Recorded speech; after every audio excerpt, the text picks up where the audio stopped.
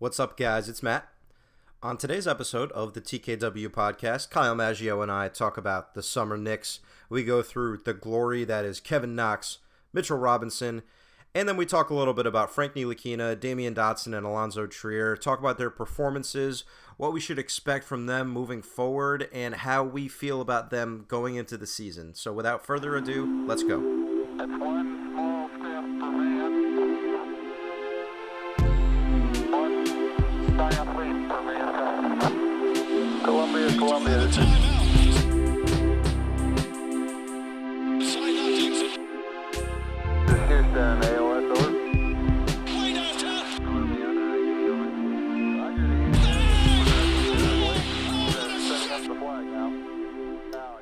Hello, folks, and welcome to the TKW podcast. I'm Matt Spendley, and I'm joined, as always, by Kyle Maggio. What's going on, buddy? Nothing much, man. What's up with you? I'm just still intoxicated from the last 3 Summer League games with our, close personal friend Kevin Knox. It's been something else, I gotta say it. And I was joking about it because I was tweeting the game last night. It's the first time I can remember in a long time for a Knicks game, like standing in front of my TV and yelling, because I had some of my friends there, and I'm just like, is this really happening? Is Kevin Knox going off in the third? Because I kind of tuned it out. I was still tweeting clips and everything, but I wasn't paying as close attention. I was having a conversation, if Knox or Robinson did something, I was clipping it, but I wasn't exactly as invested in the game as I was previously. Just your general feeling. Describe what it was like to watch Kevin Knox come to be the best Knick of all time right before your eyes. It's a good feeling. It's humbling, rewarding after all these years of suffering. We know we have to take these things with a gigantic grain of salt. Yeah. But I think the most important thing is something we talk about a lot is making sure he looks like he doesn't belong in the summer league in a good way, making sure he's just killing the competition, so he's a level above those guys, and he's shown that 3 times in a row now. He's shown that. And the second thing is some of those, I guess, faults that we had for him coming out of college, the motor issues, his energy level, his aggressiveness at times, all of those seem to have been wiped by the wayside. I mean, a lot of draft guys seem kind of flabbergasted now that, well, had we seen this Kentucky version of Knox for the whole year, I mean, he wouldn't have been top 5, wouldn't have dropped past the top 5. Right. So I know we got to take these things with a big grain of salt. It is the summer league. Once the actual games start, even the preseason, things might be drastically different. I understand that. But the fact is, we heard he was a great athlete. We're seeing him just like 2-hand slam over people, not just the 1-hand little body dip into the slam. He's just 2-hand yamming on people, just really using a lot of speed, a lot of aggressiveness. I mean, those are things that would translate well with his size and, the upside that was always talked about. So I'm cautiously optimistic, and I'd love to go even further into this hype train after, doing my 180 on being kind of mum about him to begin with. A big 180. Yeah. The biggest 180. I never hated him. I just didn't. I kept saying, I was like, yeah, I get why they would draft him, but I don't see it. That was my whole stance. But now, let's talk about this for a second, because I have a couple points to what you just mentioned. Number one is showing things he didn't show in college. This happens to Kentucky players every single year. Karl Towns didn't shoot threes in college. He came into the NBA, and he's the best three-point shooter that the Timberwolves have. That's not saying much considering their roster, but still, he's a good three-point shooter. Shai Gilgeous-Alexander's already shown a bunch of skills that we didn't necessarily see. Kentucky's system doesn't always lend itself to the NBA. We know that we see the surface level of the ability of a lot of these guys, but it doesn't always emulate everything that they are going to be. So even defensively, we've seen Knox be better than a lot of pundits have said he could be, and I certainly was not crazy about his defense. I didn't think he'd be a liability, but I also didn't think that he'd be some sort of defensive plus right away, which he certainly still might not be, but he's been better than I expected on that end for sure. Yeah, I mean, most of it for me was, I think, just the aggressiveness. Like, a lot of what we watched on tape was, I wouldn't say he was that aggressive. I agree. That was my biggest concern going into it. Aggression level, which has been there in the Summer League to the nth degree. Yeah, and a lot of it, too, was just like, even just on the drives to the rim. It's like now he's looking to get to the rim on a drive, where before he was okay kind of going away from the rim, like that little floater. Yeah. He would just kind of, give up on that last step and go floater, which is a great move to have in your bag. But, sometimes when you got a frame like that, you want to use it and get those fingers right to the rim. And he's done that every game. He's gotten fouled a lot. So I don't know. I don't know. It's encouraging because I don't want to make it sound like it's the KP thing in the summer league where he came in and we're like, oh, maybe he's not just going to be, a wacky, inflatable arm guy for the entire year. Yeah. Not just a project player. So I'm as I always am, I'm cautiously optimistic. Well, let's talk about that specifically, the overreaction part of this, because our own Jonathan Macri wrote a great piece today on the knickswall.com, which you all should check out, about overreacting to the summer league. And he specifically talked about Mitchell Robinson, Frank Ntilikina, and Kevin Knox. There's plenty of reason to not be that over the moon excited because it's summer league, and I get it. But I think a lot of times what we see from summer league for the not people saying not to overreact, that should be for guys that we've seen play in the NBA. So for example, if Frank came out here and was putting up 20 a game, I wouldn't be over the moon excited. I would just say we've seen him play in the NBA. We've seen him play 80 games in the NBA last year. Sure, he could have improved over the offseason, but I'm not expecting those improvements for him all of a sudden to be a 15-point per game scorer. It's the rookies that you want to see. So when we're thinking last year, I know this is something you tweeted about, and it's something that's been mentioned. Jason Tatum and Donovan Mitchell impressed right away, and we watched Summer League and said, these guys are better than everyone else here. Knox, despite some minor efficiency concerns, which he might have as a rookie, I don't think that there's any reason for us to think he's going to be a 48% shooter as a rookie, although it's possible.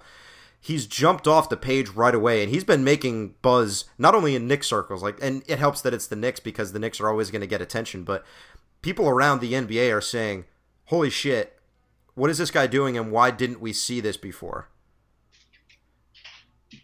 Yeah, I don't know. That's really it. It's like, when you see it. That's why I try not to go, I don't want to lambast people for the stats, which I'm sure you're going to laugh at, but don't just, the summer league isn't about efficiency. That is the most egregious thing you've ever said in my life.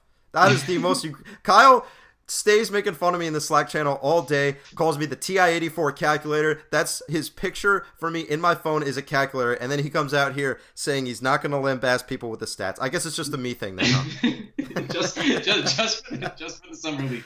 Only for the summer league because, guys are basically looking to get shots up and prove themselves. The guys aren't really just looking for high-level shots. I think everybody should understand that right away. I tweeted the other day, and some people tweeted at me his field goal percentage and his true shooting percentage. And I don't give a shit about that. Yeah, and I don't give a shit about that. What I care about is this is almost when you only need the eye test as a summer league. I agree. When you see it. Strong agree. You look at Kevin Knox. Kevin Knox could have 7 turnovers, and I don't really attribute that to anything because he just got here. He's trying to prove himself. He's going to be aggressive. He's 18. Competition level just went up. Don't tweet me about the turnovers and don't tweet me about his field goal efficiency. We'll get to that when the season starts. Right now, what matters is he just basically killing the competition with his total stats and whole, and is he clearly, when you look at it, jumping off the screen, and he's doing those things, and it's I'm not going to sit here and go, well, now he's Donovan Mitchell, the 2018 Donovan Mitchell or anything, but right. or even Jason Tatum, who looked just different last summer, but that's what you would want. If had he come in and then only scored 5 points through 3 games, then we'd be having a different conversation too. And you pointed this out on Twitter. Just because he's this year's Jason Tatum per se doesn't mean he is Jason Tatum the player. It means that his performance in this summer league has reminded us of that. That's the only thing to keep in mind here, to draw the line. But there is so much to be excited about Kevin Knox between his build, which, think about this. His pro comps for his build alone coming into the draft were Tatum and Paul George. So we knew the build was there. That was always something that was one of his strongest traits. He's 6'9", he's got long arms. If he can learn how to defend in the NBA, he'll automatically be someone that can defend across multiple positions, which is what you need, a guy that can switch. We pointed this out too, he struggles to go left. If that's going to be our biggest concern for a rookie coming into the year, that, he's going to shoot pretty well from 3 and he can score, but he's going to struggle to dribble left, I think I'm okay with that. And even yesterday, he had a nice move to the left and he finished with his left hand. So we're picking nits a little bit because that's how impressed we've been. Yeah.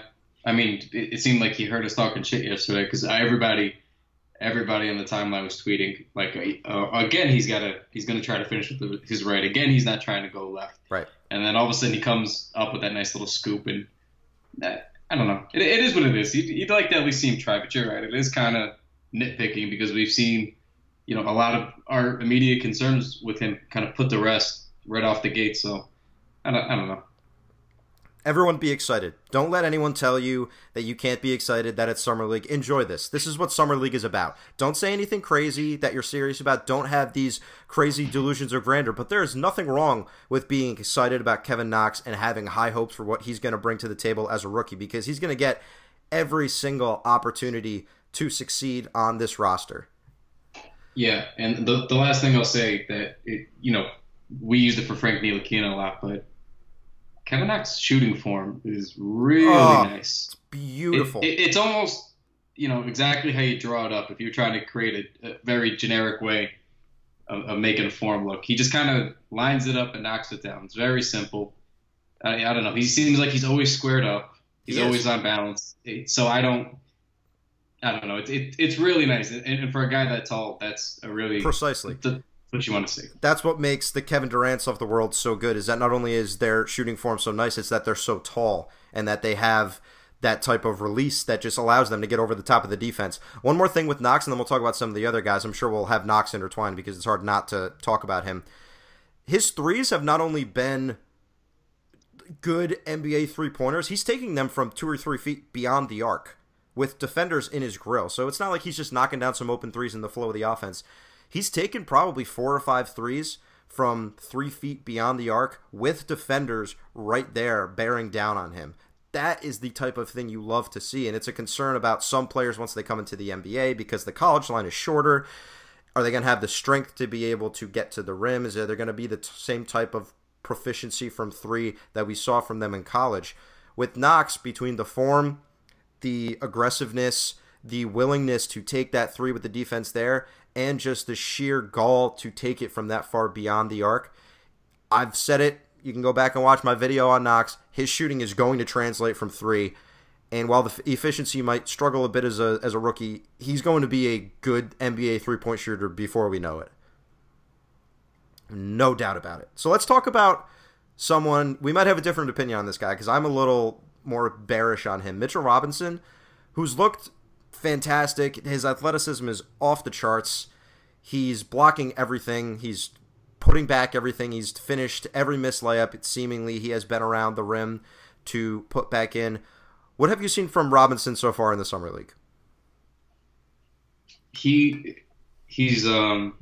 best way to put it is he's ahead of schedule, I guess.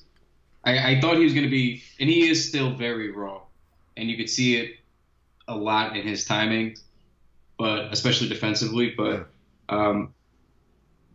I guess we knew about the athleticism, and then it's one thing to hear about the athleticism like you do for so many players, but it's another thing when it kind of jumps out at you. Like that 3 he had last night where he started from the almost right side of the key at the 3-point line, and then they kicked the ball out to the shooter in the corner, and then I think it was like 2.5 strides. Yeah. He caught up and blocked it.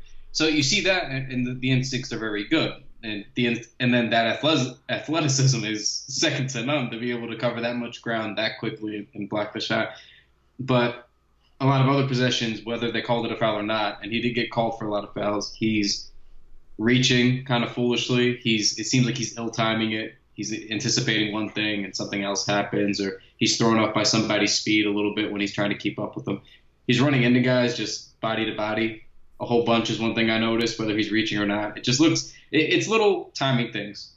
But overall, just with that athleticism and him being able to even make some of the plays he's made, like that 3-pointer I just referenced, shows me he's a little bit ahead of schedule.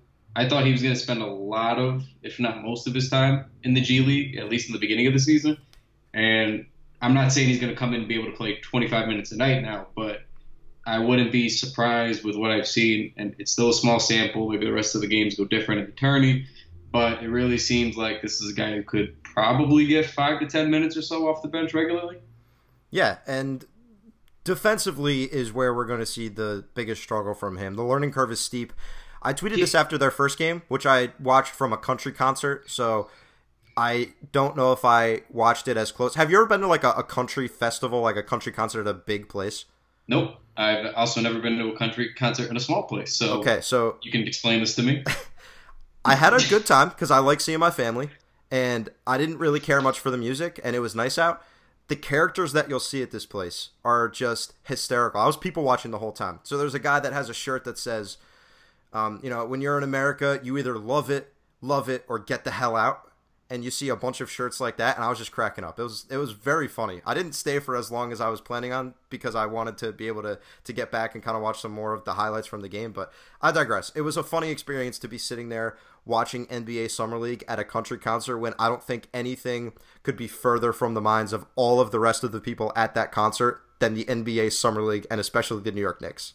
It's very funny to think about. But with Robinson, I tweeted after the first game that his learning curve on defense is going to be steep, and I had a lot of people pushing back at me saying, no, he looked good, he recovered, he blocked some shots, and I said, sure, he's going to block shots because he's 7 feet tall, and he has limbs for days, and he's playing against inexperienced players in what is, frankly, a muddled offense, and I think that's putting it nicely when we're watching Summer League. In the NBA, if he's doing all the hacking and the jumping, he's going to foul out often. I don't know if he's going to play enough minutes to foul out, but they need to be careful as to how they develop him because the skills are clearly there. You got to put your kid gloves on with this one and just hold his hand through this because he's the type of big man that you watch and you can see fitting with a good point guard in the NBA. He's a great rim runner. He can protect the rim. So in general, defensively, there's going to be a learning curve, but the signs have been somewhat positive for sure, and people are definitely excited. Yeah, and I think people are also just overlooking his frame, and that goes for any pretty much rookie big man that comes into the league. Typically, they're always going to be scrawnier. They got to put on muscle. They got to adjust to the league. So there's already that issue, and then you also have the issue of sort of the bad habits with the reaching and putting too much body into guys in the post. So, I mean, if you're getting bullied and you're trying to throw your body at somebody kind of recklessly, you're going to foul out quickly. You know, if you're slated for 10 minutes a night and you're committing 3-4 fouls as soon as you get out there, I mean, it's not good. You're not going to stay on the floor. But, about those bad habits, that's why it's, a couple summer league games. We're still trying to get a feel for them. It's not a big deal. But to your point, like, you got to be very careful about how you mold him because if you let him, give him too long of a leash, and that's just what he starts doing when he actually gets NBA minutes, you don't want him to kind of keep any of those habits either, whereas the G League might be a smoother transition for a kid who just played, took a whole year off and jumped right to the NBA. So I agree with you there. It's encouraging, but at the same time, we got to temper things too. He's made a bunch of spectacular plays, but there's still, if you look close enough, some reason to be concerned for the actual, defense where he isn't making those blocks. And let's make one thing clear. As a second-round pick for what he's shown, you should be ecstatic because this is a second-round pick, If it hits, that's great. If it doesn't hit, it's not the end of the world. And from what we've seen so far, if they do this right, it should be a hit. Yeah, I mean, again, way too early. It's been 3 games. It's been the Summer League. I understand. Yep. But just what he's presented in comparison to just other rookies, he looks like a mid to late first-round kind of guy, talent-wise. That's where he should have went. So I don't know. Again, it's encouraging. It's sort of the same thing with Knox. Like, when you see it, you see it. And he jumps off the screen when he makes some of these spectacular plays. Had it just been like 1 in 3 games, it is what it is, or 1 a game. But he's making 3 or 4 of these kinds of plays a game. So that's what's encouraging is you can kind of see for sure that he has those instincts. But, again, he's got to clean up a lot of those other little problems. He's playing a bit more than I expected him to. And his stamina is going to take a while to get there. But I didn't expect him to play quite as much as he has in the Summer League. I said before that he'll be good for a few highlight plays, but I thought that he would be playing fairly sparingly just because I didn't know if he would be able to keep up, but he's shown some good signs, and I think that there's no reason to not be excited about him too, while also understanding the caveats in his game that are going to prevent him from being a guy that can throw out there from day one like it looks like they're going to be able to do with Kevin Knox. Right.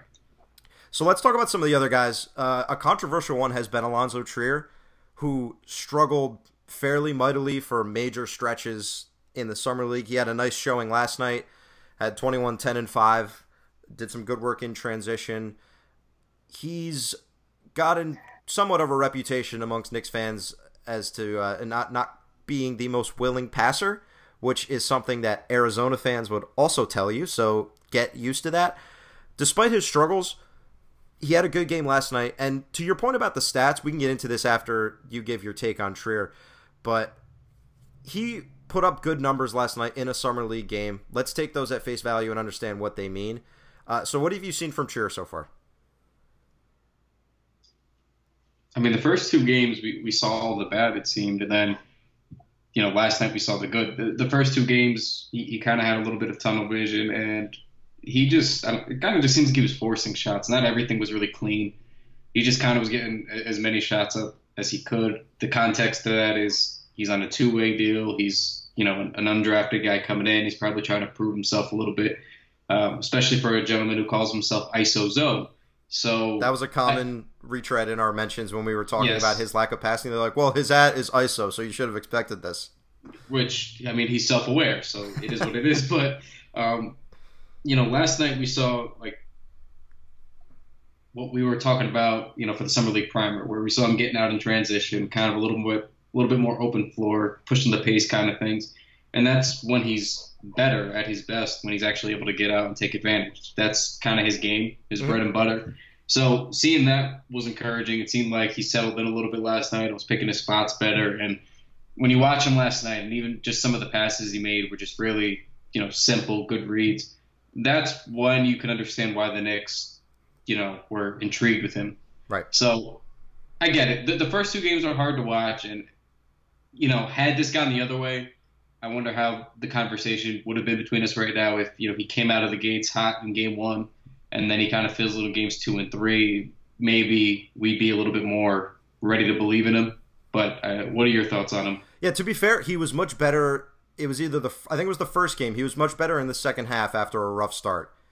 So he kind of recovered there. But from Trier, we're seeing what he did at Arizona. He's going to be good for Westchester this year. I have no doubt about that. They're going to rely on him. He's the two-way guy. He's going to have to replace the output of some of the guys that were there last year for them, because I don't think, we'll get to this guy in a little bit, I don't think Damyean Dotson's going to spend a ton of time in Westchester this year. Trey Burke obviously is with the Knicks. You have Xavier Mays, who we saw play against the Knicks last night, who was great for Westchester last year. They're going to need a guard to provide some scoring output, and Westchester has some other guys. Trier is not a point guard, and he was a bit miscast last night because Ntilikina was out, which also was something that we were talking with people about. You shouldn't expect this guy to be some great passer. He did have 5 assists. But nonetheless, I think what I wanted to hone in on him for a second.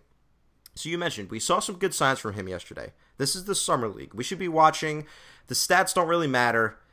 I don't look at the stats. I have them up here just in case I need to reference anything. I'm watching the game to see how my guy looks. Is Kevin Knox jumping off the screen? Wow, Mitchell Robinson looks like he is dominating out there. Trier's shot selection is a little iffy. And we had some people talking yesterday about how Trier was the reason they lost because he had a really bad plus-minus and blah, blah, blah. This is not the type of thing we should be worrying about in Summer League. Don't tell me about the plus-minus. Don't tell me about the splits. Look, watch the game. Watch the highlights. Tell me what you like about his skill set. And this is the exact antithesis of how I usually am, because I think blending these two things is incredibly important. It's what makes basketball so fun. And I don't think we should get bogged down in the numbers, especially with a guy like Trier that is acclimating himself to a completely different atmosphere. The team at Arizona this year was one of the strangest teams with Ayton and Rolly Alkins and Parker Jackson Cartwright and Ristich. They had a very weird team, and he had a weird college career. So he's going to take some time to get used to being the guy at Westchester, and he's just sort of settling in. And at the end of the day, he's putting up 17, 6, and 3 in the Summer League in 3 games. So I don't know what we're asking for. Yeah, I mean, he's almost exactly going to be Dotson. I don't think Dotson's going to spend a lot of time. Yeah. They're much different players, but they should fill similar roles for Westchester. Yeah, I mean, Dotson last year, he'd go down for the afternoon before coming up at night, and he'd score 25 quick points and then come back to back to the Garden. So I'd imagine they're going to have very similar careers, from last year and this year. Yep. And speaking of Dotson, he's kind of stunk. Yeah, he's been bad. People have been discouraged, but he's another guy, much like Ntilikina. I didn't really care what he does in Summer League. We saw him play in the NBA last year. We saw him put up 30 points in an NBA game. I'm not going to get discouraged because he's had a rough Summer League. I wasn't going to get encouraged if he went off. I would maybe be a little perked up, but I certainly wouldn't be over the moon or anything like that. What do you think about Dotson's performance so far? he just kind of seems lackadaisical. Yeah, it Like almost seems like he doesn't want to be there. Like he's just like, I'm here, like just because I thought I should, but I'm not going to really take much of an initiative. That's what I see when I'm watching. yeah, I don't see anything. It's not bad. It's just I don't see him engaged really, and I don't want people to. This is why context is so important in the summer league because sometimes there are guys like this, and then that's why stats get a little wonky and inflated for certain guys. But I don't know. I just it seems to me like he knows he's going to be on the NBA roster. Yeah. He doesn't need to go nuts right now. He's going to get a lot of minutes this year, or at least significantly more than last year. And it's not like they're experimenting with him all that much. Like Frank, they were at least like, hey, go be aggressive today. Like we need you to shoot 15 shots today. Go do that. That's true. So Frank's sort of on a mission there. Dotson doesn't. He's still playing shooting guard. They're not doing anything weird. They're not making him a small ball four. Like they're just go be shooting guard in the summer league. So it's not fun to see. I think we're all hoping to see him show off a little bit more, but I wouldn't put any stock in it, to be honest. No, don't sweat about it, guys. It's summer league. We look for the rookies, as I mentioned. We look to see signs from the young guys, and then you get I feel like even in the past summer leagues, the Knicks have had like one or two other guys that's kind of been better, and basically it's been Knox, Robinson, and then Ntilikina, Dotson, and Trier. Like it hasn't. A lot of their Westchester guys haven't done much of anything really, but with Dotson, like I mentioned, we're going to see all that we need to see from him in the NBA this year. If he really struggles in the NBA this year, then that's a whole different concern to have. I wouldn't let yourself say, ooh, I'm really worried about Damyean Dotson because he kind of looked a little sketchy in the summer league for 3 games when he's already played in the NBA and he played 3 to 4 years in college. I wouldn't sweat it at all. It's been a little disappointing, but I would not be worried about it for a second.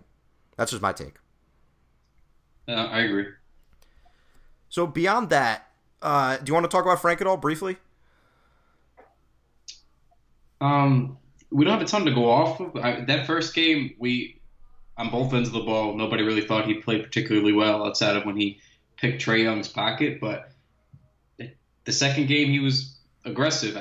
I didn't see him really, and this might be the most unpopular take amongst Knicks fans that I've had since the Kyle O'Quinn rants 2 years ago, but those were unpopular. Those didn't age well.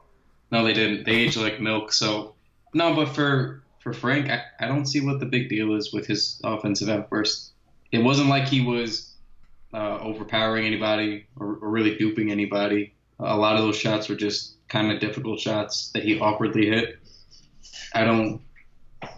It's encouraging in the sense that he was making them, but I don't see. And I wanted to get excited, like I'm seeing him get each bucket, and then I'm starting to realize he's just having a good shooting day, hitting difficult shots. A lot of those were, post ups, but he didn't lose guys on the post up. He didn't just like turn and rise up. They were like contested off one leg, kind of. I don't know. Is that hot? No, that's why I don't think it's that hot, but that's why people were excited because they were moves that we hadn't seen from him before. It'd be different if it was him making threes, him with the little pull-up jumper that he likes to do, him in the post. I don't know if you want your point guard playing in the post in 2018, but to have that skill set, I guess, is fine. I wasn't really that excited either. I said it before. I think I said it on our pre-Summer League pod. I didn't care what he did this whole Summer League. He could have scored 30 a game. I would say that's cool. Let's see him be in the NBA this year and play against NBA-level talent, and then we'll have a discussion about whether we should maintain our excitement about him. He's going to be good defensively. You have to wonder if his offense is going to come around, if he'll have to add more. From him this year, let's talk about more Frank during the NBA season because that's what I care about. I would just really enjoy seeing him knock down that three at a more consistent clip and just get comfortable playing next to the type of guys that he's going to be playing with. And you'd love to see if we're going to have someone like a Mitchell Robinson play some minutes in the NBA this year, if he can handle that. You'd love to see them develop some sort of chemistry because, as I mentioned, he can be a weapon in the pick and roll. We've seen Robinson, some of the fundamental skills are not there, like even setting a screen for him. He's not a stout screen setter yet. You can see he just doesn't know what to do with his body almost. He's so young, and it feels like there's a lot that he has to learn about himself before he can even start to maintain any sort of consistent NBA level play. But from Frank, whatever he did in the Summer League, I was never going to care, so I don't care right now. So then, quick question. Counting stats, what would be a successful year for Frank for you? In the context that KP isn't here, you'd imagine his burden's going to be a little heavier Sure. than it was with Hornacek last year. So Frank averaged about like 5.5 and 3.5 last year, right? I mean, if he could get even a modest point increase, if he's scoring between 8 and 10, I'm not even going to say 10 because I think that might even be asking too much. Depends on how many minutes he plays, of course. But if he can just bump those points up a little bit, I'd love to see the three-pointer get to a 34% shot for him. Even if his overall field goal percentage still struggles, which I think it probably will because he's still not a great finisher inside. It's a skill that he'll have to work on. I'd love to see that modest point increase, and if he's averaging 5 assists a game and he's getting his normal steals, sign me up for that, and I'm golden. Yeah, I kind of agree. I mean, it'd be nice to see double digits, and you can kind of talk yourself into it a little bit. You know, the way I was thinking now was, I mean, what did he average for field goals last year? It was like 5 or 6 field goals a game. Yeah, something like that. So the way I'm thinking is, all right, I mean, KP's gone. You know, a lot of young guys. Frank's a second-year guy now. He'll probably get a little bit more. So basically, let's say he takes 3 more shots a game. One of them's a 2. One of them's a three-pointer. Yep. He hits that regularly. I mean, it just seems real easy to talk yourself into 8 to 10. But, you know, like you said, he's a timid guy. Let's see, I don't know, baby steps with him still. It's going to depend on how many minutes he gets to, and we're going to see once Fizdale figures out his rotation. Gotta be over 30. Got to be over 30 this year. I'd be 30's very upset. That's a lot of minutes, though. 30's a lot of minutes.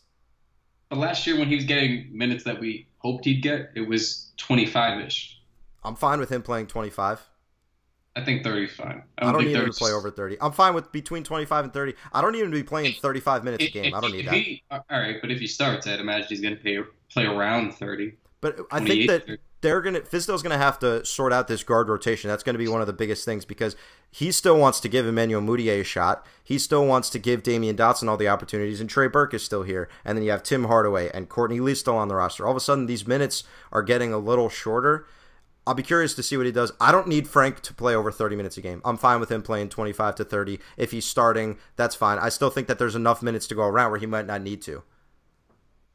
And you want to make sure he's healthy because he was very healthy last year, but he has the minor groin issue now, which is not a big deal. But you'll remember he had the issue last year during the summer league, which caused him to miss all of the games, which was very disappointing. But you want to keep this guy healthy, give him the minutes that he can handle, but don't make it go overboard. Same with Knox. I don't need these guys to be playing 35 minutes a game. No, Knox shouldn't play over 25 a game. Yeah, I don't need that. But then again, based on what he's shown in Summer League, who knows what he can do. He might all of a sudden be their leading scorer from the get-go. You never know. This is true. Yeah.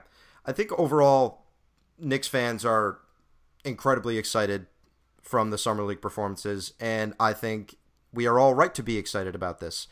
Temper expectations to the point where they're realistic, where we won't be let down if these guys struggle, but also understand that this is not a small deal that our first-round draft pick is the 3rd or 4th leading scorer in the Summer League, and everyone's talking about it, and people are already saying Kevin Knox looks like he could be a great value at number 9.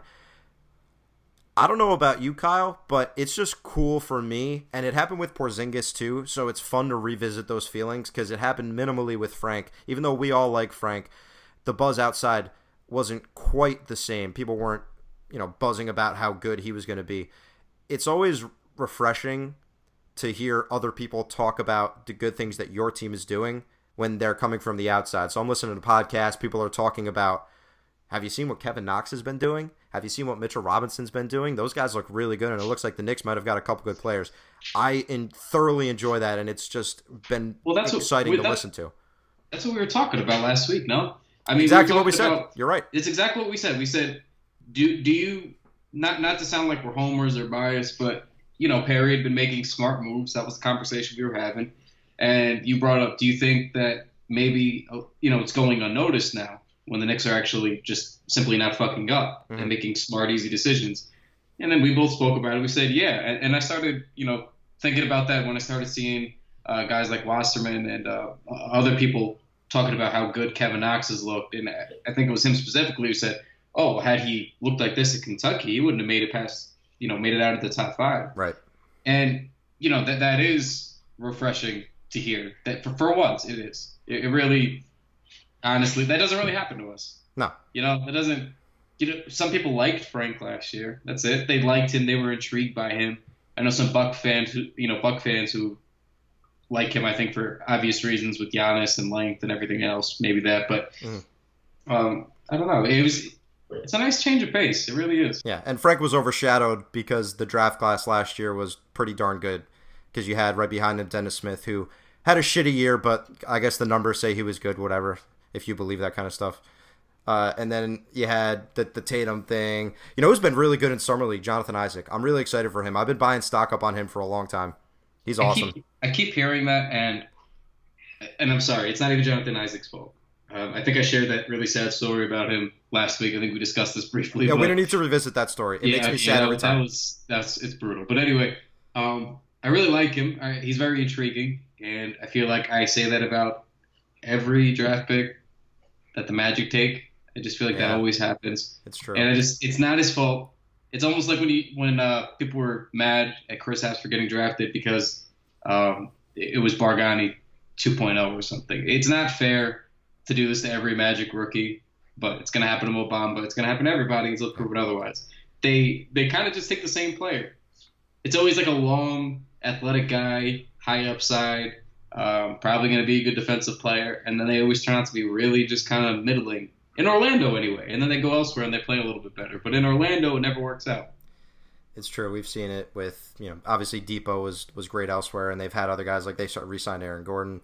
They've had some other guys that haven't quite panned out. Can we put one thing to bed? I don't know if we've put this to bed yet, because there's been things on Twitter from the mainstream media, not to use that in a negative way per se, but Knicks fans didn't boo the Kevin Knox pick. Can we shut up with this? Not a single Knicks fan that I talked to, that we interacted with on Twitter, was livid about the Kevin Knox pick. When we ran the poll after, it was 85% people said they're excited about the pick. A couple dumbasses went on the air on ESPN, decided to get some airtime and boo the pick no matter who it was, unless it was Michael Porter Jr., which I'm so glad the Knicks didn't pick him.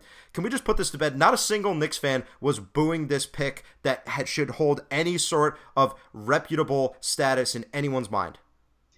Yeah, I've been railing against this for a little while now. I think a bunch of us have. It's so blatantly obvious. Everyone understand. We are not booing the pick. We liked Kevin Knox before we saw these games. The vast majority of us did. But I don't know. I just feel like it's really silly. I mean, we all know what that kid looks like from the KP draft. We all know. Yeah. It just seems very disingenuous to pretend. And there's a lot of respect, people that I follow on Twitter that I respect who have been tweeting that like it's a fact. And I was like, you're better than this. Mm-hmm. You really are. It's the same kid. It's the same kid. They set him up. He's unironically wearing KP jerseys, him and his father. Like, it's obviously on purpose. You know what I mean? And nobody's just calling it out for what it is. And it's just, I don't know. It's just like a narrative that ran rampant. And I don't quite understand it. Like, I wasn't even in on the Knox thing. Right. You know this. I was really open. But I was with you when they selected Knox, and you said, that's who we thought they'd pick. I feel okay about this. I can get excited about it. I think that's almost exactly what you said to me. And for those of people that weren't crazy about Knox, I'm sure they said the same thing. I think everybody understood it. That's exactly. The thing. Like, I it always made sense logically. Always. Yeah, I didn't like it. I didn't like his game from what I saw. I saw things to like. I wasn't in love with his game. But that was always my stance. I was like, well, I see that they kind of play him at the wing and play him at the 4 maybe to play next to KP. That's what we want. We wanted a good wing next to KP. If they feel this is the guy with the highest upside, it is what it is. Same thing with Frank. They needed a point guard. They took him. If it pans out, it is what it is. But they needed a point guard with high upside. If that's who they felt it was, that's who they felt it was. Right. So nobody booed. Everybody was either like, meh, okay, or some people really liked him. So it's very silly. Obviously, all of our followers don't, speak for all Knicks fans, but from people that don't follow us or we don't follow them. I've seen a lot of pushback from all different, sections of Knicks Twitter. It's gotten out of hand. I think in our actual Knicks Wall mentions on draft night, there was maybe 2 people who were just like, I really wanted Michael Porter Jr. Right. That's it. And we have, over 11,000 followers. Like, 2 people's not a lot. Exactly.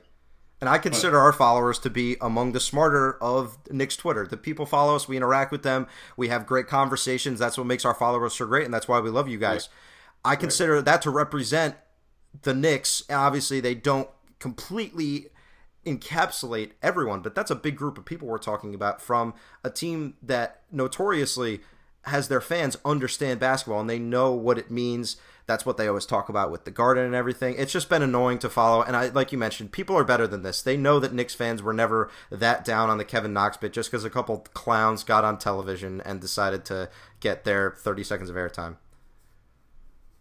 Just frustrating. All right, one last thing before we head out, just because we're going to have to talk about this over the course of the year.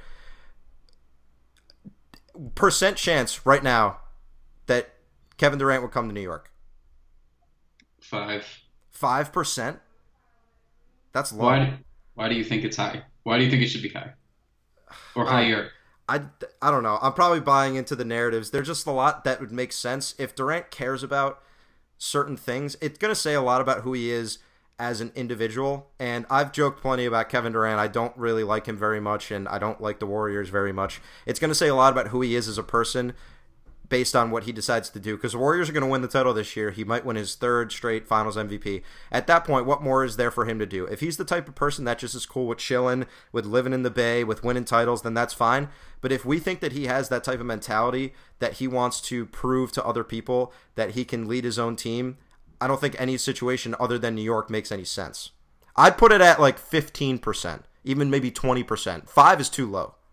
I just don't see it there. I feel like, and again, this might be cynicism, but I've long felt that we should just stop with the free agent stuff until we see it and not a second before. And I still feel that way. That's fair. But what if I have a proposition for you? What if Kevin Knox is like crazy good this year, and all of a sudden we get to free agency next year, and the Knicks have a ton of cap space. They've maneuvered all these things. That's why I think for the first time in a while, I don't think it's wrong for people to get a little excited about free agency and the options that are going to be out there, because with Porzingis coming back, if Knox ever is impressive and the Knicks have cap space, and I think the laughing stock of the Knicks is slowly dissipating over, it's a slow burn, but I think there's reason to be optimistic that the Knicks can get a guy. Who knows if it'll happen, but it makes more sense now than it has in several years.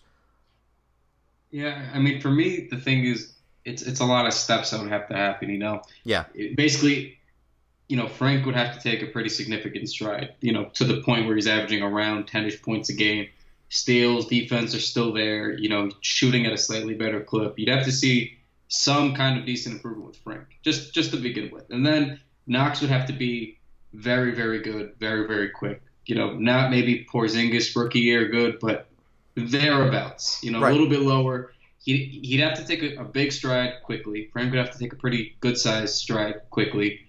KP almost would have to come back early. Not early, but he'd actually have to come back this season, play, show he's healthy. So you'd have to clear those hurdles just to be able to leave the season and go, hey, we have Tim Hardaway Jr., who we can get out of here.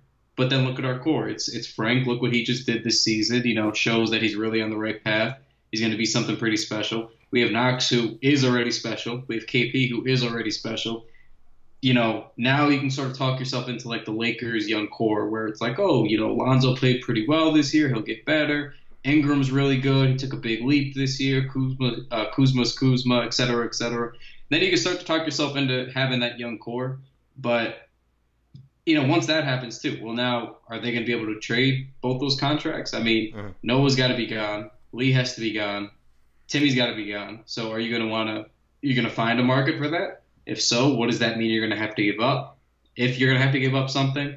So you got to clear those hurdles as well. And then you got to hope all that stuff that you heard was true, where Kevin Durant's agent's interested in it. And, you know, even the Kyrie thing, which I think is just absolutely ridiculous. And everybody just thinks that he's going to come here. And again, I'll believe when I see it, not a second before.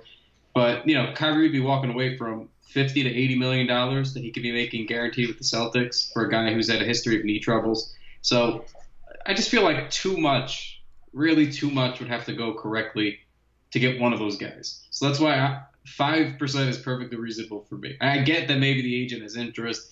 KD can easily be swayed. But then all of those other things would have to happen for him to consider coming here. And then same thing for Kyrie. It just doesn't. That doesn't happen for us. It hasn't happened in 18 years. I was going to say, I'll believe when I see it. It still is the Knicks. We need to keep that in mind. So Kevin Knox could still have a a terrible rookie year, and Porzingis could come back and never quite be the same post-injury. Those things are still clearly on the table. Unfortunately, we hope they don't happen, but we also need to consider that possibility. Yep. We shall see. We'll have plenty of time to talk about that once the season goes on, because I still don't expect the Knicks to win many games this year. How many games, last thing, how many games would they win this year where you'd be like, that's exactly what I was expecting them to win? I'd almost have to say 25-ish. I was going to say 26. I think 26 makes a lot of sense. Just from, we'll see when the over-unders come out. I'm curious what the Knicks over-under will be. I think it'll be right around there. 26 is the number that I would probably peg right now, with there being probably less of a chance they go a tad over than a tad under, just because of how poor some of the other teams in the Eastern Conference are. Somebody, and I'm just going to play devil's advocate for a quick second. Go for it. I think that they're too young, and I don't think the talent is going to truly be there. But somebody, maybe it was Charlie Zeggers, brought up, are we sure this Knicks team's actually going to be bad? And For sure. And then I said, yeah, I think so. Because we were talking about the playoffs. And he's just like, well, I don't know. Let's say they keep Cantor for the whole year, and Noah gives them anything defensively. And, Timmy, let's say Timmy shoots just a little bit better than last year. Frank takes a stride. Let's say Knox is pretty good for, 15 points a game or so. You still have Courtney Lee as a veteran. Fizdale has a more three-point happy system. There's more willing shooters now, or guys that are going to shoot anyway, like Dotson, probably going to get more time.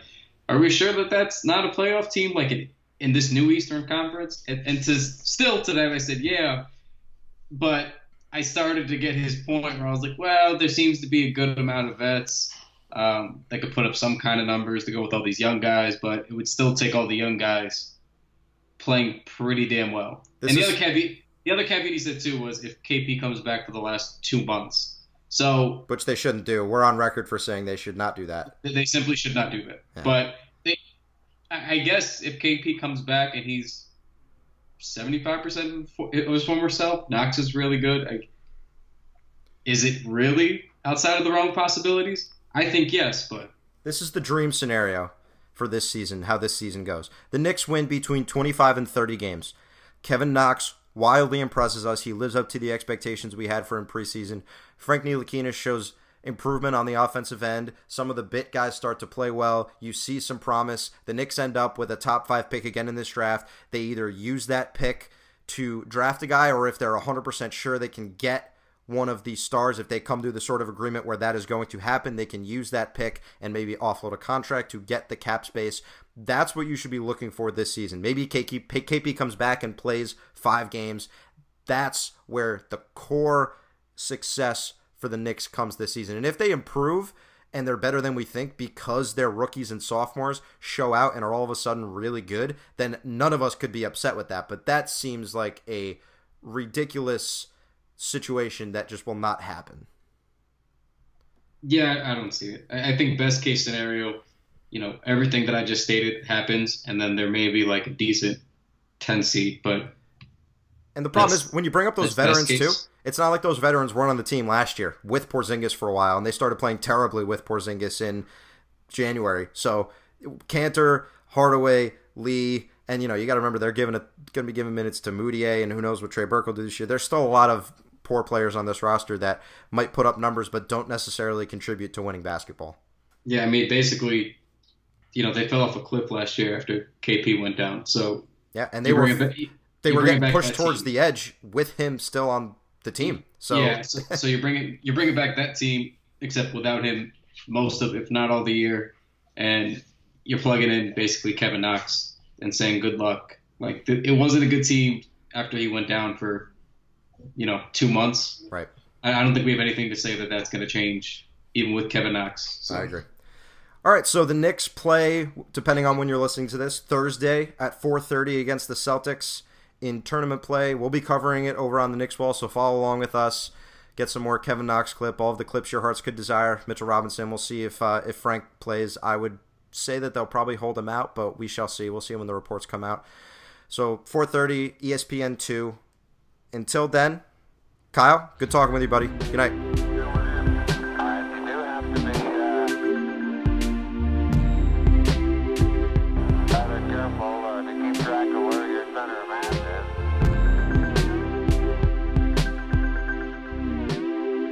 underneath.